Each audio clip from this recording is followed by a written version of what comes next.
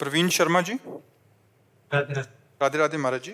गुरुदेव, मेरा सवाल है कि क्या मनुष्य अपने जीवन में काम, क्रोध, लोभ, मोह से मुक्त हो सकता है अपने जीवन काल में ही? क्यों नहीं, मुक्त ही है, केवल उसने पकड़ रखा है, काम क्रोध थोड़ी पकड़ रखे है।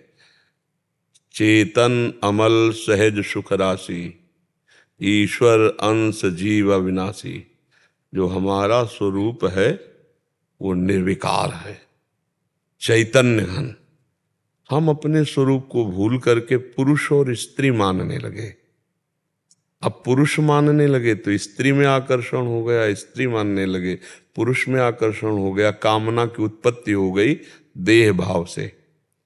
देह भाव को हमने पकड़ा है, देह ने हमें थोड़ी पकड़ा है।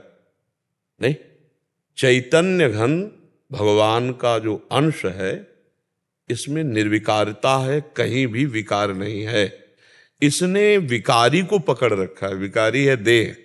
अब देह भाव इतना पुष्ट हो गया है कि मेरा शरीर है, कहते जरूर है लेकिन मैं यही हूं ऐसा भान है। आप देख लीजिए, हृदय में देख लीजिए, कहते जरूर हैं कि शरीर मेरा है लेकिन मैं ही शरीर हूं ऐसा हर समय भान रहता नहीं रहता। ईमानदारी से देखो, बुद्धि की चतुराई से नहीं, ईमानदारी से देखो। इसी को बंधन कहा गया है। जड़ चेतन ही ग्रंथि पड़ गई, यद्यपि मृषा छूटति कठिनाई।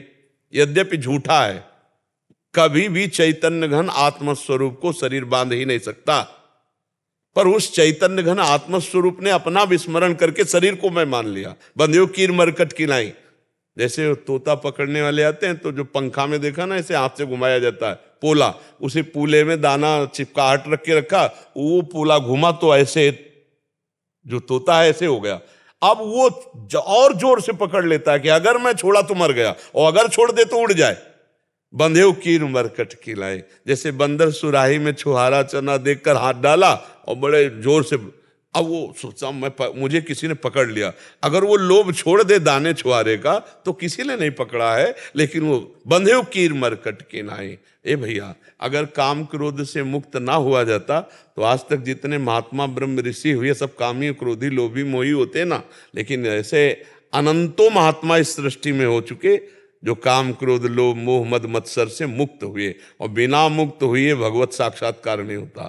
काम क्रोध मद मान न मोहा, लोभ न क्षोभ राग नहीं द्रोहा, जिनके कपट दंभ नहीं माया, तिनके हृदय बसहु रघुराया। महर्षि वाल्मीकि जी महाराज भगवान श्री राम को कहते हैं, जिनके काम क्रोध लोभ मोह मद मत्सर ये नहीं है, जो आपको बहुत प्यार करते, निरंतर आपका भजन करते हैं नाथ, आप उनके हृदय में विराजमान हो। तो अगर काम क्रोध ना मिटाया जा सकता तो ये बात कहीं नहीं जा सकती थी। काम क्रोध आदि जितने हैं ये देहाभिमान रूपी महल में रहते हैं। जो अहम है, मैं शुद्ध मैं ब्रह्म है, और मैं के आगे जो कुछ लग गया वो सब फंसा हुआ है। मैं विद्वान में, धनवान में, कुलवान में, रूपवान में, जवान, जो भी लग जाए मैं के आगे वो फंसा हुआ है, माया युक्त है। और जो शुद्ध मैं है वो भगवत ब्रह्म स्वरूप है। मैं ब्रह्म है, मैं शुद्ध ब्रह्म है। मैं के आगे जो मैं पुरुष, मैं स्त्री, मैं अमुक, मैं अमुक, वो फंसा हुआ है। बस इसी फंसाव को अगर काट दे तो निर्विकार हो जाए। मुझे कोई भी वस्तु नहीं चाहिए आनंद के लिए, मैं आनंद स्वरूप हूं। चेतन अमल सहज सुख राशि, सहज सुख राशि। किसी क्रिया से, किसी वस्तु से, किसी व्यक्ति से, किसी स्थान से जो सुख मिलता है वो प्राकृतिक है, वो सुख नहीं, सुख की छाया है। समझ पड़ती नहीं, मेरे गिरधर की माया है, वो सुख नहीं है। सुख तो सच्चिदानंद प्रभु में है, और जीव उसी सुख को भोगने के लिए लालायित होकर देह भाव से भाग रहा है। जब तक देह भाव नहीं छूटेगा तब तक काम विजय नहीं हो सकता, क्रोध विजय नहीं हो सकता। देह राग छूटे, गुरु की आराधना, गुरु के द्वारा दिया हुआ जो उपासना, उसी के प्रभाव से जीव जो देहाभिमान किए हुए वो देहाभिमान का नाश होता है। जब देहाभिमान का नाश हो जाता है तब वो काम क्रोध विजयी हो जाता है। जो भगवत प्राप्त महापुरुष है, जैसे भुने हुए चने में कितने भी खाद पानी लगा दो अंकुरण नहीं होता, ऐसे भगवत प्राप्त महात्मा में काम क्रोध लोभ मोह मद मत्सर्य नहीं होते। षड विकार जित अनघ अकामा। इसके लिए खूब नाम जप करो, सत्संग सुनो, शास्त्र स्वाध्याय करो और दूसरों की सेवा करो निस्वार्थ भाव से। और किसी भी माता बहन की तरफ काम भाव से मत देखो। जो माता बहनों की तरफ काम भोग दृष्टि से देखता है पक्का नरकगामी होगा। त्रिविधम नरकस्येदम द्वारम नाशन मात्मनः कामः क्रोधा तथा लोभा तस्मादेत्रयम् त्यजेत। ये तीन काम क्रोध लोभ बिल्कुल नरक के द्वार, सीधे नरक ले जाते। जो माता बहनों को भोग दृष्टि से देखते हैं ना, पक्का उनकी बुद्धि भ्रष्ट हो जाएगी, बहुत बुरा पतन होगा। जो चाहे आपन कल्याणा सुजस सुमति शुभगति शुभ नाना सो पर नारी लीलार गोसाई तजौ चौथ के चंद किनाई। जैसे चौथ का चंद्रमा देखने पर कलंक लग जाता है, ऐसे माता बहनों को भोग दृष्टि से देखने वाला यहां नहीं सही कहीं ना कहीं फंसा दिया जाएगा। माया उसे ऐसी फंसाएगी जहां से निकल नहीं पाएगा। इसलिए ये कामादि दोष रहितम कुरु मानुषम, ये भगवान से होता है। भगवान का आश्रय लो, नाम जप करो, सत्संग सुनो, परोपकार की भावना से दूसरे की सेवा करो, हृदय शीतल होने लगेगा। जब हृदय शीतल होता है तब निर्विकारता आती। जैसे देखो, हमने कई बार कहा कि आप सुंदर सुंदर भोजन बनाओ और स्वयं पाओ, कैसा लगता है? वही भोजन किसी भूखे को पवा दो, फिर देखो कैसा लगता है। हृदय जो शीतल होगा वो परोपकार पर हित सरिस धर्म नहीं भाई, इससे जो लाभ मिलता है। हम जब दूसरों को सुख देने की भावना करने लगते हैं तो हमारा परमार्थ पुष्ट होता है, और जब हम दूसरों से सुख भोगने की लालसा करते हैं तो हमारा परमार्थ नष्ट हो जाता है। इसीलिए हम काम विजयी नहीं हो पा रहे, क्रोध विजयी नहीं हो पा रहे, लोभ विजयी नहीं हो पा रहे, क्योंकि हम नाम जप नहीं कर रहे, हम सत्संग नहीं सुन रहे, हम परोपकार नहीं कर रहे, परहित नहीं कर रहे। इस शरीर से किए हुए पापों का नाश उसी क्षण हो जाता है जब हम निष्काम भाव से किसी असहाय की सेवा करते हैं। कोई असमर्थ है, बीमार है, वृद्ध है, पशु है, पक्षी है, और उसकी हमें सेवा मिल जाए, देखो कितना हृदय शीतल होता है। अपर हम तो पाप दृष्टि रखते हैं, दूसरों के प्रति जो दृष्टि जाती है वो केवल स्वसुख वांछा, तो हम काम विजयी कैसे हो सकते हैं? इसलिए नाम जप करो, काम विजयी हुआ जा सकता है। कठिन है, असंभव नहीं, तो विजयी हुआ जा सकता है। हाँ, गुरुजनों की कृपा और भगवान का भरोसा, सब कुछ हो सकता है। और भगवान से विमुख कुछ भी हो, कोई भी हो, कुछ नहीं कर सकता। पतन नाश ही है। शास्त्राबाहु अर्जुन हजारों भुजाएं प्राप्त करके और दत्तात्रेय जी महाराज से सिद्धियां प्राप्त कर लिया, लेकिन परोपकार की भावना न रही और जमदग्नि जी का अपराध कर दिया तो काट के फेंक दिया भगवान के अवतार परशुराम जी ने, और 21 बार क्षत्रियों का विनाश किया। दुष्ट राजा जो क्षत्रिय रूप में थे 21 बार विनाश किया। तो बच्चा, भगवान का बल, भगवान का भरोसा और दूसरों की सेवा, दूसरों को सुख पहुंचाने की भावना, इससे बहुत जल्दी काम विजयी हुआ जा सकता है। अपने सुख की वासना ही तो काम है, दूसरों को सुख देना ये भगवत भाव है। अगर हम सुख देवे को चाव चित सब सोहित निष्काम, अभी काम शांत होना शुरू हो जाएगा। जब हम सुख लेने की वासना में, देखो कैसे कैसे राक्षस हैं सुख लेने की वासना में, पशु पक्षियों को जला के खाना, माताओं बहनों के साथ ऐसा अभद्र व्यवहार करना, कामना ही तो देखो, एक छोटे से सुख की कामना, ऐसे पकड़ा जंजीर चैन खींचा, वो मुंह भरा गिर गई माई और वो चले गए मोटरसाइकिल, क्या थोड़े पैसे के लिए ये नहीं ध्यान दिया कि वो हमारी माता जैसी परम पवित्र माता है। हम चंद रुपए के लिए उसकी हत्या जैसा, हिंसा जैसा, अब मान लो मुंह के बल गिरे क्या हो जाए, क्या कहाँ देखते हैं? थोड़े से इंद्रिय सुख के लिए कैसे कैसी घटनाएं कर देते हैं लोग। तो क्या है, ये देहाभिमानी पापात्मा जीव अपने आप को भूल करके ऐसे दुख के मार्ग में जा रहा है जिसे कहीं निवृत्ति नहीं होनी। इसलिए बहुत सावधान हो जाओ। सत्संग के द्वारा अभी जवान अवस्था है, पराई माता बहनों की तरफ गंदी दृष्टि मत देखो और गलत काम स्वयं मत करो। मोबाइल रखते हो, हाँ, गलत मोबाइल में देखोगे तो हमारी एक भी बात का फर्क नहीं पड़ेगा आपके ऊपर। मोबाइल में अगर गलत चित्र देखोगे, गलत सीने देखते हो, हाँ तो बच जाओगे, और अगर देखोगे तो नहीं। जो हम देखते हैं, जो हम सुनते हैं, जो हम बोलते हैं, वही हमारा चिंतन होता है। जो चिंतन होता है वही हमारी क्रिया होती है। अगर हम अच्छा सुनेंगे, अच्छा देखेंगे, अच्छा बोलेंगे तो अच्छा चिंतन होगा, अच्छी क्रियाएं होंगी तो हम भगवान की तरफ बढ़ेंगे। बुरा देखेंगे, बुरा सुनेंगे, बुरा बोलेंगे, बुरा चिंतन होगा, बुरी क्रियाएं होंगी, हम नरक की तरफ बढ़ेंगे। सावधान होकर चलो, जीता जा सकता है।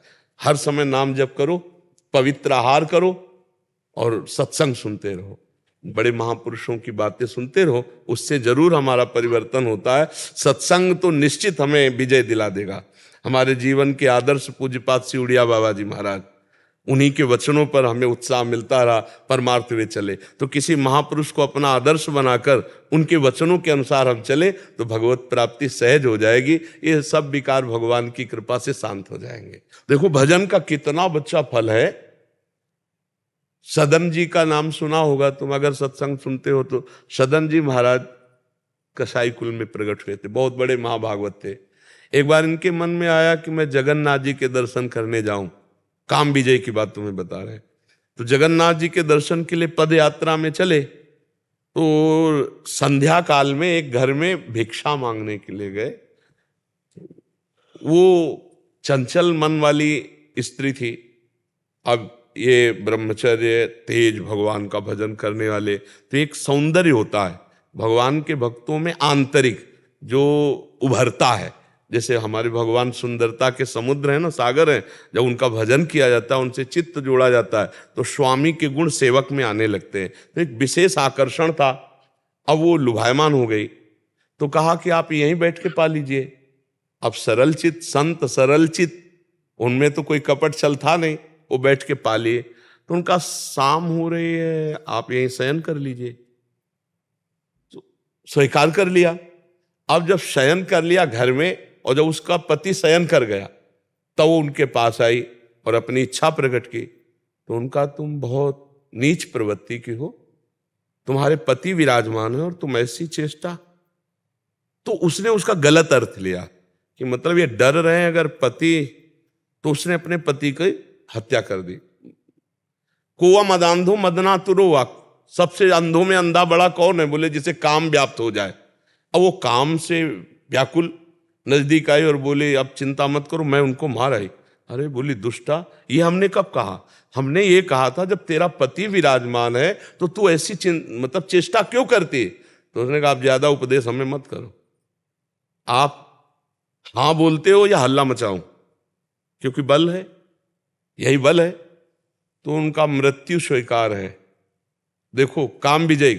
अब आप विचार करो, थोड़ा भी अगर प्रवृत्ति में भगवान से विलगता होती, लेकिन उन्होंने कहा मृत्यु स्वीकार कर सकता हूं, गलत नहीं। भूल ही न दे कुमारक पाऊं, ऊसर बरसई तृण नहीं जामा, संत हृदय जिम उपज न कामा। और उसने हल्ला मचा दिया, लोग एकत्रित हो गए।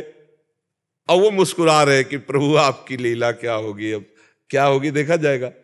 उसने हल्ला मचा दिया, लोग एकत्रित हुए। क्या हुआ क्या हुआ? बोले ये बाबा जी हमारे साथ गलत करना चाहता था तो मेरे पति ने विरोध किया तो मार डाला, पति सैया में पड़े और अब मैं हल्ला मचाकर अपने को बचाने की चेष्टा की। अब समाज तो समाज है, पीट पाट के उनको राजा के सामने राजा ने पूछा तो वो मुस्कुरा रहे थे, क्योंकि वो समझ रहे थे किसी न किसी पाप का फल हमें मिल रहा है, भगवान भुगता रहे। तो उन्होंने कहा जो ये कह रही है आप उसको समझ लीजिए। तो इसका मतलब होता है कि आप स्वीकार करते हैं जैसा ये कह रही। तो उन्होंने कहा कि हम फिर तुम्हें सजा देते हैं। उनका स्वीकार है। कहा दोनों हाथ काट लिए जाए। तो यहां से दोनों हाथ, जय जगन्नाथ, हाथ। अब जगन्नाथ जी भी महाराज अले हाथ कटवाए, जगन्नाथ जी की तरफ चल दिए पैदल। और अंदर इतना अपार आनंद की, क्योंकि गलत नहीं है ना कि मेरे प्रभु का कोई विधान है, कोई पूर्व जन्म का पाप होगा ऐसा। और जब जगन्नाथ जी के पास गए ना, और जो ही प्रणाम मुद्रा में सोई नवीन हाथ जग गए उनके, नवीन हाथ उनके जग गए। तो अब आप विचार करो, हाथ कटवाना, बेइज्जती करवाना स्वीकार था, लेकिन गलत आचरण नहीं किया, है ना काम विजयी। अगर भगवान के भजन में ऐसी ताकत ना होती तो फिर इतने जो चरित्र हैं, जो महात्मा जन है, तो अगर हम सर झुकाकर बात करें, उनके चरणों में वंदना करें, तो जगदम्बा ही सब स्वरूपों में हमें सामर्थ्य देंगी, हमारी बुद्धि पवित्र। अगर हम अम्बा को गलत भाव से देखेंगे तो नष्ट तो हो ही जाएंगे। जननी सम जानह पर नारी, सब माताएं बहनें जगदम्बा का अंश हैं, ऐसे भाव से देखे। जिससे पाणी ग्रहण हुआ है वो धर्म पूर्वक वहां जो गृहस्थी धर्म है, अन्यथा फिर इधर उधर ना देखे तो जीत जाएगा, विषयों से जीत जाएगा। विक्रांत सिंह जी अयोध्या से। महाराज जी, बचपन से श्री हनुमान जी महाराज की वीरता एवं बुद्धिमत्ता की अनेकों कथाएं सुनते हुए उनमें अपार श्रद्धा हो गई। बचपन में जहां उनकी छवि एक सुपर हीरो की तरह रही, तो अब उन्हें अपना सदगुरु माना है। महाराज जी, अब जब हम रामचरितमानस एवं रामायण जी के विभिन्न खंडों का अध्ययन करते हैं और जब कोई ऐसा प्रसंग आता है जहां रावण द्वारा श्री हनुमान जी पर प्रहार किया जाता है या उन्हें मूर्छा आती है, तो बड़ा दुख और आश्चर्य होता है। महाराज, क्यों दुख आश्चर्य होता है? अगर हनुमान जी भगवान के भक्त हैं तो वो भी तो जय विजय पार्षद है। किसका है प्रश्न? किसका? तो जय विजय पार्षद, उनके मूल में जाइए, वो भी भगवान के जय विजय पार्षद हैं। माँ, भगवान के इशारे पर वो ये लीला करने आए हैं। रावण कोई साधारण थोड़ी है, वो तो जय विजय है। भगवान का पराक्रम प्रकाशित करने के लिए भगवान की ही भुजाएं हैं वो रावण कुंभकर्ण, भगवान के ही तो पार्षद हैं। वो भगवान के पार्षद है, जैसे हनुमान जी भगवान के पार्षद है, ऐसे वो जय विजय भगवान के पार्षद है। भगवान और भगवान के पार्षद में किंचित मात्र अंतर नहीं है। वो साधारण नहीं है, वो लीला कर रहा है, क्योंकि भगवान से युद्ध करने के लिए त्रिभुवन में केवल भगवान है, दूसरा कोई है नहीं। तो भगवान ने अपने ही जोड़ के पार्षदों को तैयार किया। वो ऐसे पार्षद हैं, वहां ये नहीं कि अरे प्रभु हम आपको कैसे, अगर वो आदेश कर दें कि मार मेरे घुसा, तो उसी समय मार देंगे वो, और ऐसा ही हो रहा है। भगवान ने कहा तुम्हें वैर करना है हमसे, बिल्कुल ऐसे शत्रुवत, तो उनका मरते दम तक कभी प्यार नहीं दिखाऊंगा। तो अंतिम समय रावण क्या बोल रहा है जानते हो? कहां राम रन हतो पचारी। जब अंतिम हो रहा है तो क्या शब्द निकला था? हा राम कह के नहीं, कहां राम, बोल वो भी रहा है राम, कहां राम रन हतो पचारी, क्योंकि भगवान का वचन उनका जीवन है। वो ऐसे पार्षद नहीं, भगवान के हुक्म पर वो भगवान को भी। और देख लो, उनकी बात छोड़ो, भीष्म पितामह जी महाभागवत है, महाभागवत श्री कृष्ण को प्राणों से भी अधिक प्यार करने वाले। और जब युद्ध पक्ष में अर्जुन इधर और भगवान के विपक्ष में भीष्म जी, तो बाण भगवान के भी मारते हैं कि नहीं मारते? ये हैं पक्के पार्षद। जो निजी पार्षद होता है तो ये निजी पार्षद है। तो हनुमान जी को कोई जीव गिरा सकता है? कोई जीव गिरा सकता? साक्षात रुद्र हैं। भीम जी ने जब हनुमान जी से कहा कि पूछ हटा लो, तो उनका मैं बूढ़ा बानर हूं, तुम ही हटा दो। जब पुष्प लेने जाते हैं तो उनका मान जाओ मेरी बात, नहीं तो अगर हमने पूछ में हाथ लगाया तो तुम्हें पूछ सहित उठा के फेंक देंगे, बूढ़े हो हाथ पैर तो वह टूट जाएंगे। तो उनका इतनी गुस्सा नहीं की जाती है, उठा दो, पड़े हैं तो पड़े हैं। एक हाथ से उठाया, दोनों हाथ लगाए, पूरी ताकत लगा दी। हनुमान जी महाराज की तरफ देखने लगे, कहने लगे आप कोई विशिष्ट देवता या मेरे बड़े भ्राता पवन पुत्र हनुमान हो सकते, दूसरा नहीं, क्योंकि पूरी ताकत लगा दी और पूछले उठा पा रहे। तब उन्होंने मुस्कुरा के कहा आगे जो है सिद्धों का गढ़ है, तुमसे कोई अपराध बन सकता है, इसलिए मैं रोकने। तब वहां उन्होंने कहा कि मुझे आपका रूप देखना है, वो जो लंका में, उनका तुम नहीं देख पाओगे। प्रभु अपना जान करके हमारी प्रार्थना में वो रूप देखना चाहता हूं जो लंका दाह के समय आपने अट्टहास कर गरजा कप बड़ लाग आकाश। तो हनुमान जी देखते देखा सा विकराल के भीम जी थर थर कांप रहे थे। भीम जी जो पवन पुत्र वो भी है, तो जीव कोई हनुमान जी को घूंसा मार सकता है? किसी जीव के मारने से हनुमान जी मूर्छित हो सकते हैं? नहीं नहीं, वो भगवान के पार्षद है, जय विजय, जो भगवान से लीला करने के लिए वैर पक्ष लेकर के आए। जैसे हमें स्वांग करना हो, हम तुम मिल करके कि तुम्हें वैर का, तो अब स्वांग में तुम कभी ये थोड़ी दिखाओगे कि भाई पूज्य हैं बड़े हैं, नहीं, तुम स्वांग में तो वही दिखाओगे जो हमारा आपका तय हुआ है कि तुम्हारा डायरेक्टर ने बोला है तुम्हें वैर दिखाना है। हम दोनों बैठ के एक ही जगह नाश्ता करेंगे, लेकिन जब मंच में पहुंचेंगे तब तुम पूरा कट्टर वैर का तो वही कर रहे हैं। मंच में तैयारी वैकुंठ में हुई थी और यहां आकर के स्वांग हुआ भगवान राम और रावण।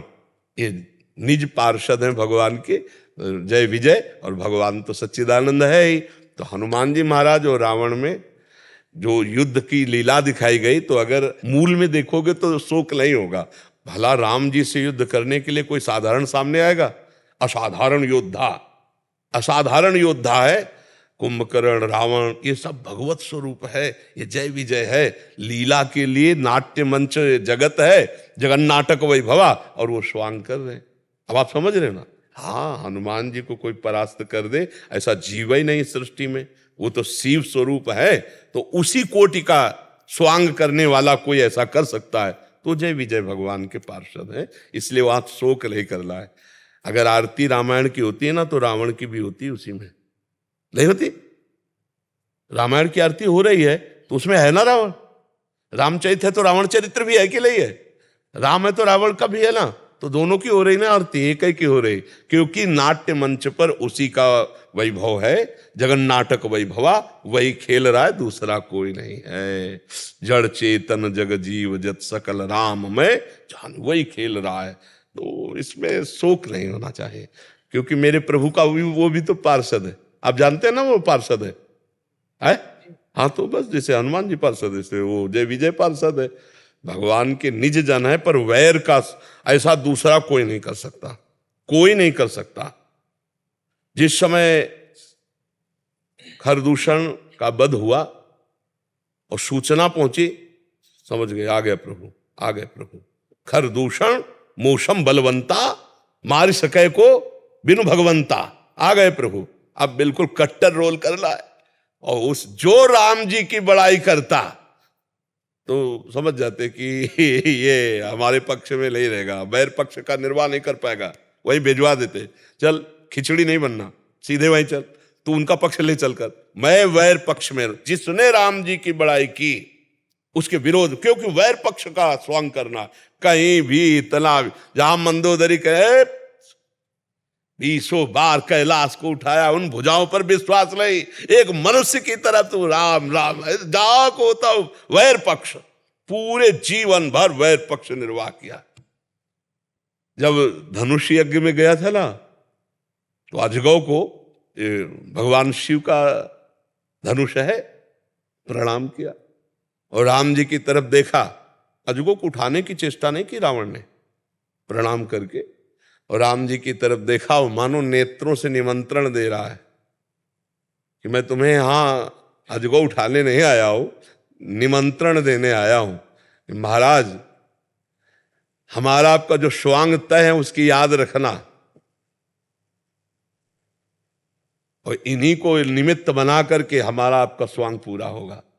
तो जानकी जी का अपहरण करके ले जाता है, लेकिन जब अपहरण करता है तब आप उस समय के प्रसंग में देखना, सीता चरण बंदी सुख माना।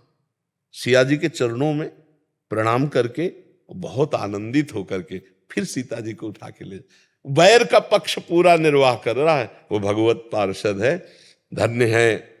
किसी भी तरह से भगवान से चित्त वृत्ति का जुड़े रहना धन्य हो। हम लोग तो ना वैर से ना प्रेम से, किसी तरह प्रभु का चिंतन नहीं, बस विषयों के चिंतन में, संसार के चिंतन।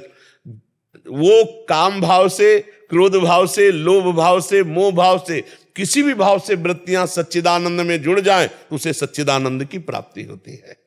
तो भाव आपका बहुत सुंदर है, वहां दुख की कोई गुंजाइश नहीं है। लीला का परिचय पात्रों का अगर हो जाए तो आनंद आने लगे। जैसे कोई नाटक चल रहा है और परिचय में तो ज्यादा आनंद नहीं आएगा, और एक ही से परिचय हो तो थोड़ा आनंद आने लगेगा, पर पूरा आनंद तब आएगा जब पूरे पात्र से परिचय हो। तो पूरी राम लीला के जितने पात्र हैं वो पहले से चयन किए हुए सब दिव्य हैं, कोई साधारण नहीं है, सब दिव्य हैं। तो एक दूसरे की लीला में, जैसे सुग्रीव जी का स्वामित्व तो हनुमान जी स्वीकार करते हैं ना, सुग्रीव जी जैसा आदेश करते हैं वैसा हनुमान जी कर रहे नहीं।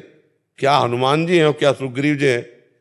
अब विचार करके देखो, सुग्रीव जी कहीं किसी पसंगे में नहीं आते, हनुमान जी की किसी भी उसमें नहीं आते। बल, विक्रम, बुद्धिमत्ता, भगवान की भक्ति, ईश्वर किसी में नहीं आते, पर आदेश करते हैं सुग्रीव जी और हनुमान जी उसका पालन करते हैं।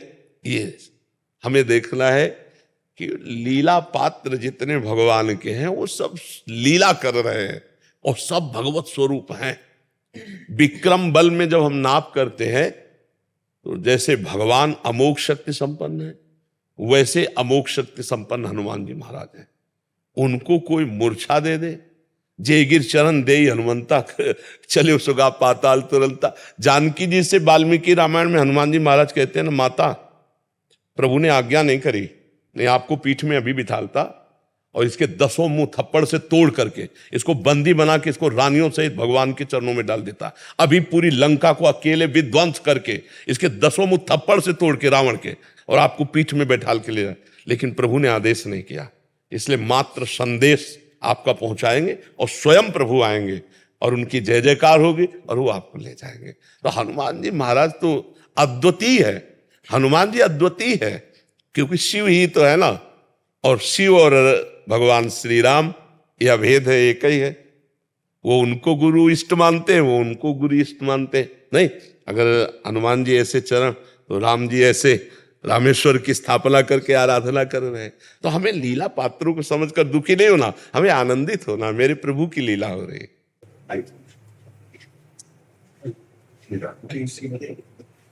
दंडवत महाराज प्रसादी नसते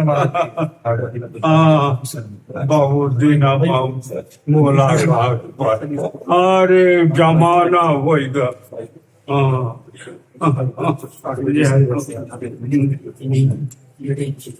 अब यह बात हमका तो बोला नहीं,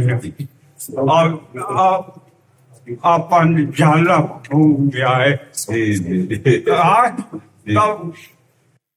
तब यही हो ऐसे कौनो जाने। बहुत कृपा करी, आप आए, बहुत कृपा करी।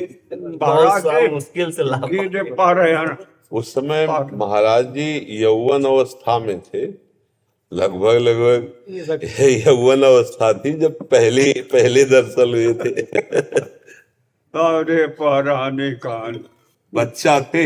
हाँ, पहला वास जो है यही महादेव में हुआ जब महाराज जी पहला वास। आनंद। शशि पांडे जी, राधे राधे गुरुदेव, आपके चरणों में कोटि कोटि प्रणाम। भगवान, आप कहते हैं कि जल्दी करो, गाड़ी स्टेशन पर खड़ी है, नहीं तो छूट जाएगी। प्रभु, जबकि मेरी स्थिति घर में भविष्य जी जैसी है, जहां पर मैं घर वालों से झूठ बोलकर आती हूँ, ऐसे में मेरे मन में हमेशा उलझन बनी खास बात नहीं, अंदर अंदर भजन करना खास बात है। अच्छा, घर में सब विरोधी हो और हम अंदर राधा राधा जप रहे हैं, हमें बाहरी कोई घर के विरोध में ऐसी भक्ति के लक्षण नहीं धारण करने जिससे किसी को विक्षेप हो। यह हमारा विनय पूर्वक वचन मान लीजिए।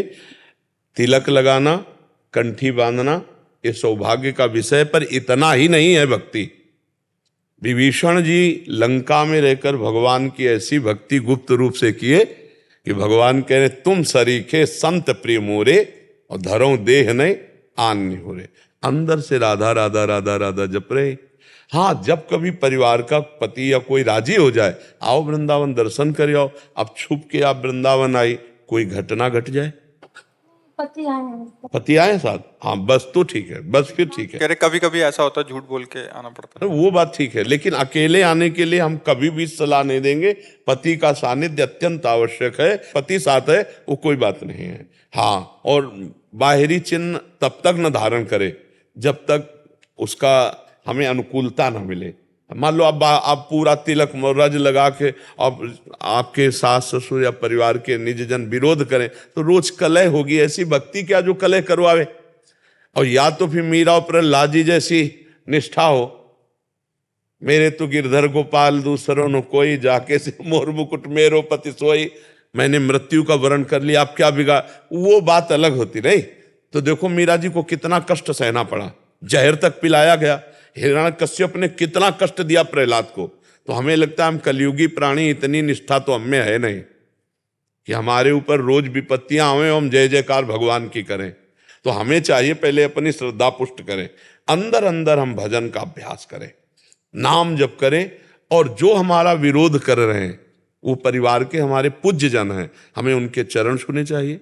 हमको ऐसा दिखावा करना चाहिए कि हम उनको बहुत प्यार करते हैं, उनका आदर करते हैं, उनके विरोध से हमारे ऊपर कोई फर्क नहीं, तब तो हमारी भक्ति सही चल रही है। अगर हमारा उनके प्रति दोष भाव हो जाए, कड़ुआ व्यवहार होने लगे, तो हमें लगता है हमारी भक्ति कमजोर, अभी भक्ति रंग नहीं लाई।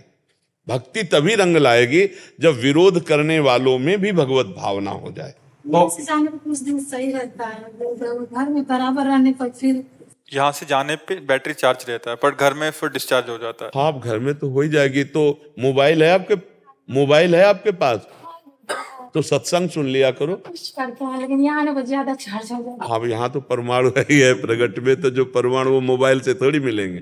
पर जब परिस्थिति बिगड़ी हो तो हमें भक्ति नहीं छोड़ना, आने को मिले ना मिले, भगवान का चिंतन नहीं छोड़ना, ये जीवन बर्बाद नहीं करना। और इसलिए हम कहते हैं गाड़ी छूटी समझो, कि कब मृत्यु हो जाए क्या भरोसा। अभी हम आपके सामने बोल रहे हैं, अब जिंदगी में आगे बोल पाएंगे कि नहीं, कोई भरोसा नहीं। आप हमारे सामने बैठे, पता नहीं दोबारा मिलेंगे कि नहीं, कोई भरोसा नहीं। ये मृत्यु लोग इतना भयावह है ना कि इसका कोई पता नहीं। कम से कम फांसी की सजा वाले को उसको पता तो दिया जाता है कि कल 12 बजे आपकी फांसी होगी, लेकिन अपने को ये भी पता नहीं है कि अगला हम शब्द बोल पाएंगे कि नहीं बोल पाएंगे। इसलिए हम सावधान रहें और हर समय नाम जप करते रहें। हाँ, हम किसी के विरोध में क्यों खड़े, हमारा तो जाने का समय है, हमको यहाँ से जाना है, हमें विरोध नहीं करके जाना, हमें कि यहाँ फंसा के नहीं जाना कि हमें फिर आना पड़े। शांत भक्ति गुप्त रखने को बोलते हैं, बात समझना। तो आपको तो घर के लोग मान लो विरोध कर रहे हैं, यहाँ तो संसार के आदमी कब कहाँ कौन कैसा अपमान कर दे उसको सह।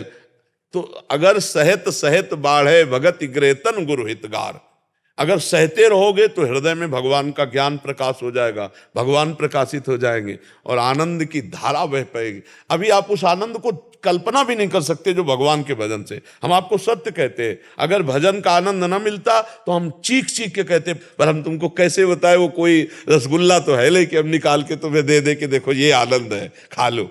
हाँ, जो बात मान लोगे, जैसे इस भाई ने कहा कि अभी तक तो हम ऑनलाइन सुन करके ही अपने जीवन, आपके जीवन का परिवर्तन हो जाएगा, आपका जीवन अध्यात्म के प्रकाश में आनंद की तरफ। और जब आपको आनंद मिलेगा तब फिर आपको कोई विषय खींच नहीं पाएगा। अभी आनंद की बात सुनकर चले हो, और जब आनंद मिलेगा तो काम क्रोध लोभ मोह मद मत्सर खींच नहीं पाएंगे।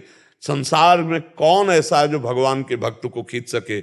एक बार आनंद मिल जाए ना, अब गांव के लोग जो गुड़ का सीरा होता है ना, उसी में नाचते हैं, इतना मीठा लगता है उसको। और अगर रबड़ी मिल जाए तो फिर उस गुड़ के सीरे की तरफ कौन देखेगा।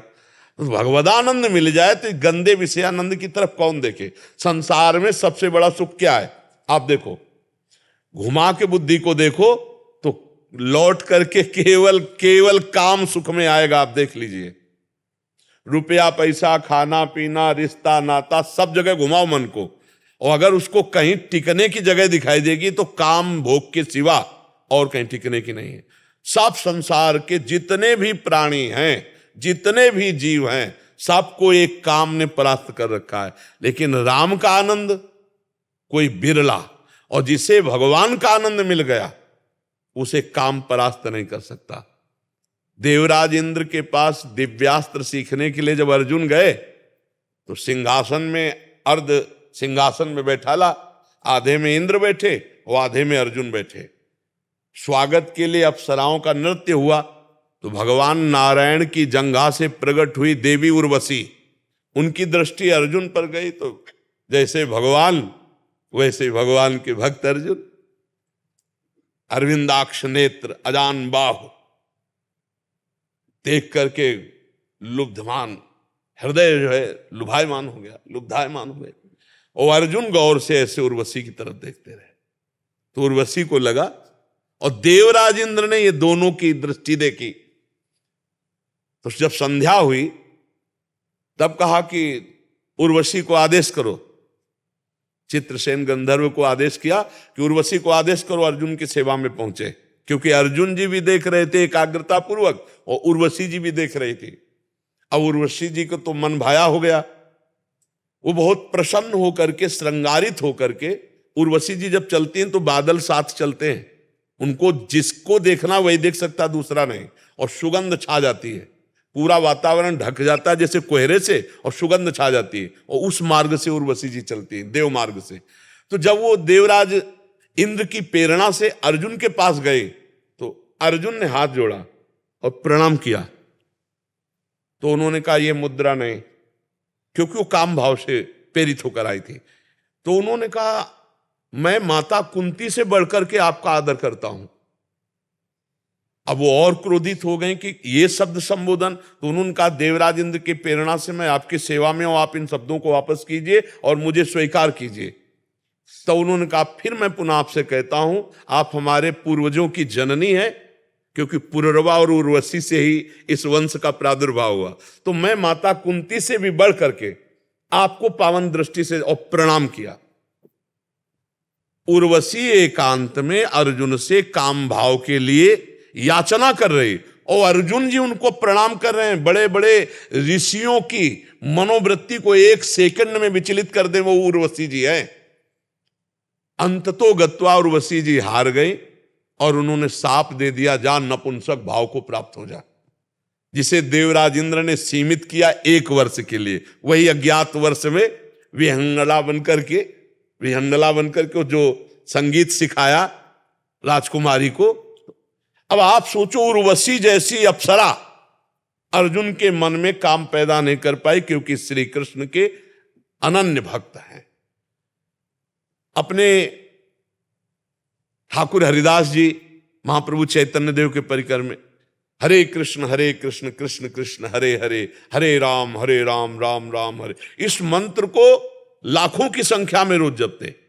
तो एक धनी मानी जा रहा था, तो उन्होंने कहा कि देखो कितना बड़ा भक्त है। तो उस वैश्या साथ थी दो उनके, तो उनका हमारी जैसी के पल्ले नहीं पड़े, इसीलिए तो उनका जितना रुपया कहोगे तुम इनको भ्रष्ट करो।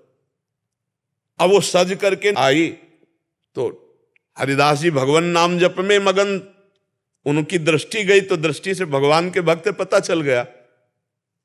हरे कृष्ण बैठो, और शाम तक बैठे रहे, उनका कीर्तन नहीं बंद हुआ। दूसरे दिन तीसरे दिन आखिरकार चिल्ला के रो पड़ी कि मैं कितनी नीच हूं, क्योंकि 3 दिन नाम कीर्तन और भक्त संग। तो कहा कितनी मैं नीच हूं कि आप जैसे महाभागवत के प्रति में गंदी भावना रखी, प्रभु मेरा उद्धार कैसे होगा। बोले जपो हरे कृष्ण, इसी से तुम्हारा, उसको भगत बना दिया। वो आई थी उनकी भक्ति नष्ट करने और स्वयं भगत बनकर उसी कुटिया में भजन करने लगी। हरिदास जी वहां से चले गए। भगवान का जब आनंद मिलेगा तो ये संसार के भोग तुम्हें परास्त नहीं कर पाएंगे, और जब तक आनंद नहीं मिलता तब तक हमें थोड़ा नियम पूर्वक चलना होगा, अपनी इंद्रियों को गलत मार्ग से हटाना होगा, तभी सुख मिलेगा। भक्ति में अपार सुख है, पर वो अंदर अंदर की बात, अंदर अंदर चलाओ, खूब नाम जप करो, गंदे आचरणों से बचो, जो जहां हो वहीं आपका मंगल शुरू हो जाएगा। और जब तक नाम जप नहीं करोगे, भगवान की भक्ति नहीं करोगे, तो हमारा शब्द याद कर लो, चिंता शोक भय विषाद, इससे आप मुक्त नहीं हो सकते। चिंता शोक भय विषाद आपके अंदर छाया रहेगा, सब लोग देख लो। और जब भजन करोगे तो बड़े से बड़ा भयावह संकट आने पर भी आपको एक भरोसा रहेगा कि भगवान है, और वो पार कर देंगे, पक्का पार कर देंगे। हम अपने जीवन को देखा है, उसी के बल से कह रहे हैं, भगवान बहुत कृपालु है। तो इसलिए भगवान का आश्रय, उनका नाम जप, यही जीवन का परम मंगल। हर विषय से जीतने का बल भगवान की भक्ति, भगवान के नाम में है। रोहन सुरेलिया जी, डॉक्टर निशा गुरुदेव, आपके चरणों में कोटि कोटि प्रणाम। गुरुदेव, आपकी कृपा से मैं और मेरी धर्मपत्नी अपना दिन आपके एकांतिक वार्तालाप से आरंभ करते हैं, कीर्तन से अपने दिन में आनंदित रहते हैं एवं सत्संग के एक एक स्वर्णिम शब्द को अपने जीवन में उतारने का प्रयास करते हैं। आपकी कृपा से गुरुदेव, मैं एक भ्रष्ट जीव, मांस खाना, परिस्त्री गमन, दो दर्शन से आध्यात्मिक जीव बन पाया हूँ, और अब हम भगवत प्राप्ति के मार्ग पर निरंतर चलने का पूरा प्रयास कर रहे हैं। महाराज जी, अभी इस मार्ग पर हम बहुत नए और छोटे हैं, फिर भी आपकी कृपा और वचनों से जो समझ आया है वो ये है कि हम भगवान का अंश है और भगवत प्राप्ति ही हमारा उद्देश्य है। इसका सबसे सरल और सीधा उपाय है इस कलयुग में नाम जप और गुरु के चरणा अमृत जूठन खाने और सेवा से ही हो सकता है। जैसे आपने बताया कि या तो गुरु भगवान कृपा से मिला देते हैं, जिसमें भगवान ही साधक को गुरु से मिलाते हैं अथवा गुरु स्वयं बुला लेते हैं। मुझे लगता है कि हमें भी आपने ही बुलाया। कृपा करके बताइए कि आपके चरणामृत पाने, जूठन पाने और सेवा करने का अवसर कैसे प्राप्त होगा ताकि हमारा भगवत मार्ग हाँ, प्रशस्त हो। इसमें चरणामृत और चरण रज ये सब समाई हुई आज्ञा के पालन में। जैसे कोई रोज चरणामृत पिए, रोज जूठन खाए और हमारे शरीर की भी सेवा करे, पर हमारी बात ना माने, हमारी आज्ञा ना माने, तो विशेष लाभ नहीं होगा। कल्याण तो होगा, कल्याण तो होगा, क्योंकि सानिध्य में है, उच्छिष्ट पा रहा है, चरणामृत पा रहा है, तो अधोगति को तो प्राप्त नहीं होगा, पर अध्यात्म की ऊंचाई पर नहीं चढ़ पाएगा। अध्यात्म की ऊंचाई पर एक दूर देश में रहता है, बिल्कुल चरणामृत नहीं मिला है, बिल्कुल चरण रज नहीं मिली, बिल्कुल चरण सेवा नहीं मिली, पर वो आज्ञा पर चल रहा है, तो वो उससे ज्यादा आध्यात्मिक ऊंचाई पर पहुंच जाएगा। हमें लगता है आज्ञा समन सुसाहिब सेवा, आज्ञा का पालन करना अपने साहब की इससे बड़ी और कोई सेवा नहीं हो सकती। तो हमारी सबके लिए यही प्रार्थना रहती है कि यदि हम प्रभु का नाम जप करें और प्रभु के आश्रित होकर के गंदे आचरण छोड़ दें, तो हमारा इसी जन्म में मंगल हो जाएगा। देखो, एक होता है साधन करना और एक होता है कृपा से साधना में प्रवेश पाना। एक अहम से साधना होती है और एक कृपा से होती है। कृपा वाली जो साधना होती है वो पारसमणि और लोहे के स्पर्श का चमत्कार करती है। इतनी जल्दी परिवर्तन जो होता है वो कृपा से होता है। जैसे लोहा कभी सोना नहीं बन सकता, लेकिन पारसमणि छू जाए तो सेकंड में सोना बन जाए। तो बहुत जन्मों का हमारा मलिन मन इस जन्म में भी मलिन आचरण करने वाला, और वचन छू गया, शरीर तो जैसे ये भाई कह रहे हैं मैं अभी आया हूं, सुधार हमारा पहले हो गया, तो वचन छू गया ना, मलिन मन में वचन रूपी पारसमणि छू गई तो परिवर्तन शुरू हो गया। और यदि हम उसी वचन को पकड़ ले तो हम पारसमणि ही बन जाएंगे, सोना ही नहीं, सीधे पारसमणि। क्योंकि संत आप उस शरीर से चाहें सब कीन्हा, वो अपने समान सबको बनाना चाहते हैं कि सब भगवत प्राप्त हो जाए, सब आनंद में हो। तो मुझे लगता है अगर आज्ञा पालन की जाए तो ये सबसे बड़ी सेवा हो जाएगी। और देखो, उच्छिष्टामृत, अब हम जीवन राधा नाम को समर्पित किए हैं, राधा राधा जपते हैं, राधा राधा राधा, तो संतों का उच्छिष्ट क्यों मांगा जाता है? क्योंकि वो मुख से नाम जप करते हैं, और उसी मुख से जब हमें देंगे तो नाम जप के परमाणु हमारे अंदर आ जाएंगे और हमारी नाम जप में प्रीति हो जाएगी। तो भोजन तो दो चार कवल चबा करके फिर ली जाया जाता है, लेकिन राधा नाम या कृष्ण नाम या हरि नाम तो जीवन भर हम चबा रहे हैं उसे। और हम आपसे बोले कि राधा राधा रटो, क्या इससे बड़ा कोई उच्छिष्ट हो सकता है? जो हर समय रात दिन पा रहे हैं वो दे रहे हैं उच्छिष्ट। और चरण रज वृंदावन की कोई भी रज उठा लो, कण कहीं से भी, वो सब महापुरुषों की चरण रज है, प्रिया प्रीतम से लेकर अभी तक, समझ रहे ना। और कुंडों का किसी भी का भी जल ले लो, जैसे राधा कुंड है, मानसी गंगा है, मानस सरोवर है, इनमें हर महात्मा स्नान करता है, सबका चरणामृत मिल जाएगा। सबका चरणामृत, वृंदावन की रज और गुरुदेव की आज्ञा, उनके द्वारा दिया हुआ नाम मंत्र और उपासना, पक्का इससे भगवत प्राप्ति हो जाएगी। कहीं भटकने की जरूरत नहीं है कि अब हम चरणामृत के लिए कोशिश करें। किसी भी कुंड का जल ले लो, वो मतलब सैकड़ों वर्ष पुराना चरणामृत मिलेगा। सब संत जितने भजनानंदी हैं, जिनके आप दर्शन भी नहीं कर सकते, वो भी सब स्नान करते हैं। कुंड का जल ले लिया, वृंदावन की रज ले ली और आज्ञा का पालन किया, इसी से सब मंगल हो जाएगा। कुछ भटकने की, इधर उधर भागने की जरूरत नहीं। और सबसे बड़ी बात होता भरोसा। अगर भरोसा दृढ़ है तो हमारा और आपका जो संबंध है वो श्री जी से है।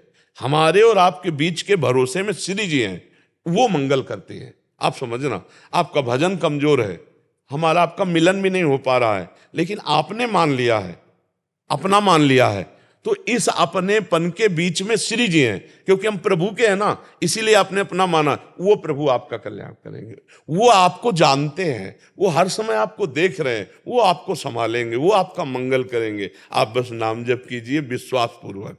जी। Udit Chandra ji, advocate. High court. Radha Vallabh Shri Harivansh Maharaj ji, आपको ऑनलाइन देखकर ही मुझको बहुत ताकत मिलती है और आज तक आपके साक्षात दर्शन नहीं हो पाए थे। महाराज जी, मेरा प्रश्न है कि आपके वीडियो देखने और अच्छी अच्छी बातें सुनने बहुत अच्छे लगता है, लेकिन जब जीवन में कष्ट आता है और या रोजमर्रा की जिंदगी में वो ज्ञान फॉलो नहीं कर पाते और छोटे छोटे लाभ के लिए सारी कही हुई बातें भूल जाते हैं। अतः आपसे प्रार्थना है कि मार्गदर्शन करें कि इसमें दृढ़ निश्चय उन बातों को धारण करने के लिए दृढ़ कैसे। निश्चय नाम बल से होता है। श्री हरिवंश नाम बल लहो, अपने मन भाई सब कहो, रहो शरण हरिवंश की।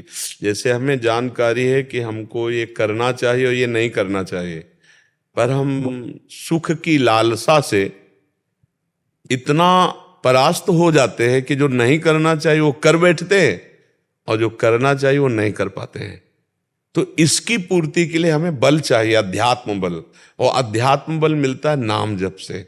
जितना अधिक नाम जप करेंगे उतना ही आपके अंदर ये बल आएगा कि जो नहीं करना है वो नहीं करना है और जो करना है वो करना है।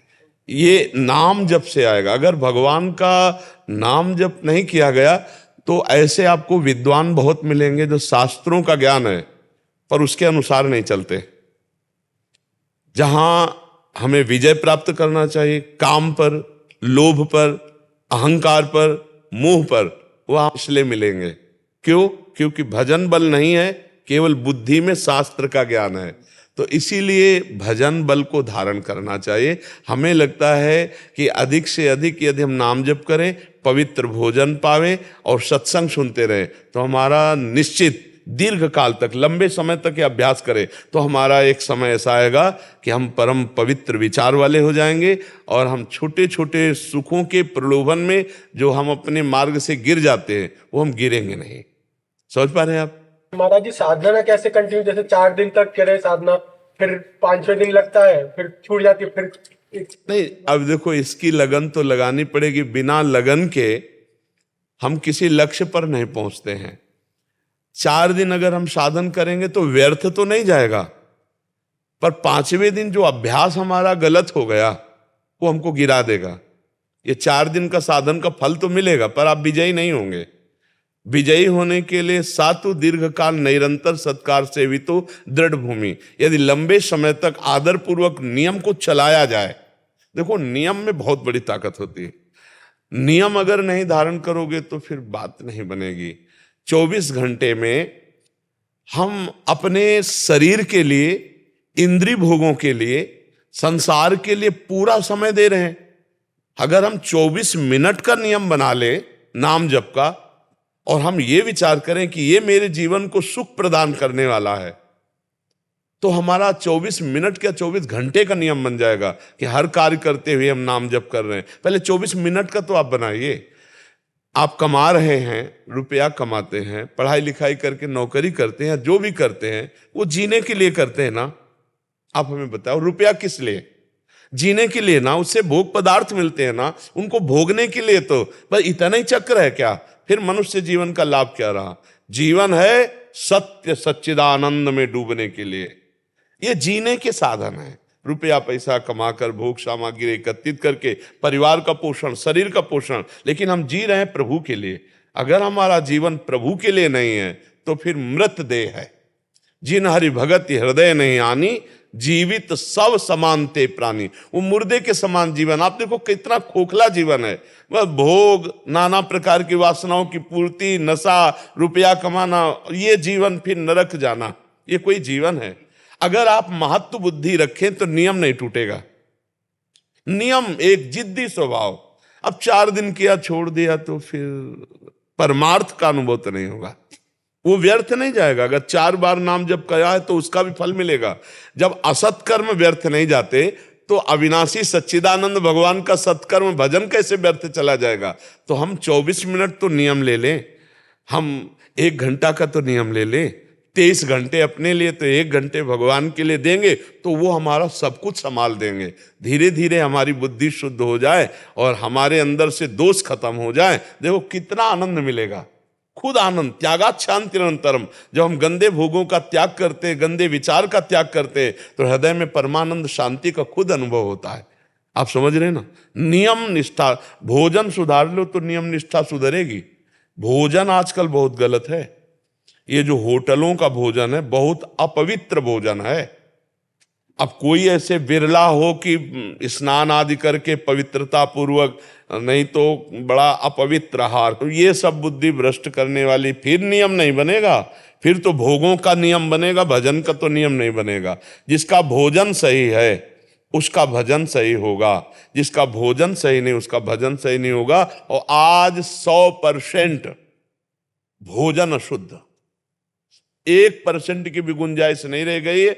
यदि आप अपने घर में पवित्रता पूर्वक बनाएं तो मान लो हल्दी ला करके घर में कूट के आप छौंकें तो हल्दी है, नहीं पता नहीं कि हल्दी है कि केमिकल है। आपके घर में गाय है और आप दूध दूह के ले रहे हैं तो पता है कि दूध है, नहीं पता नहीं दूध है कि केमिकल है। अब ऐसे भोजन जाएंगे तो शरीर रोग ग्रसित होगा।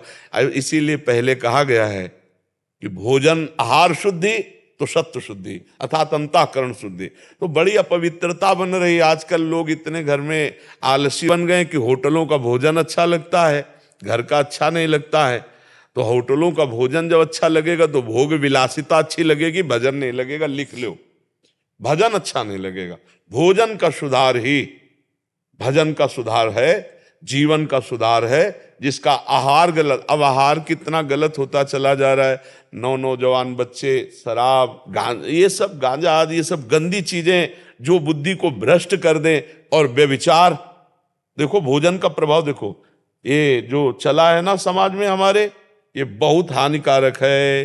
एक बच्चा दूसरी बच्ची से मित्रता व्यवहार करके शरीर शोषण, फिर वो दूसरे से, फिर तीसरे, पहले से ब्रेकअप, दूसरे से। तो ये व्यभिचार प्रवृत्ति को अगर शासन में नहीं लिया जाए, अपने दिमाग से अपने शासन में न लिया जाए, तो ये भ्रष्ट करके शरीर छोड़ने के योग्य कर देगी। आपको ऐसी परिस्थिति में फंसा देगी कि आपको जो नकारात्मक सोच वाला मन है वो यही आज्ञा करेगा कि हम अपने शरीर को छोड़ दें। इसलिए बहुत सावधान रहा जाए, भोजन शुद्ध किया जाए, तभी हमारा परमार्थ पुष्ट होगा। ठीक है। राधा राधा राधा राधा राधा राधा राधा राधा राधा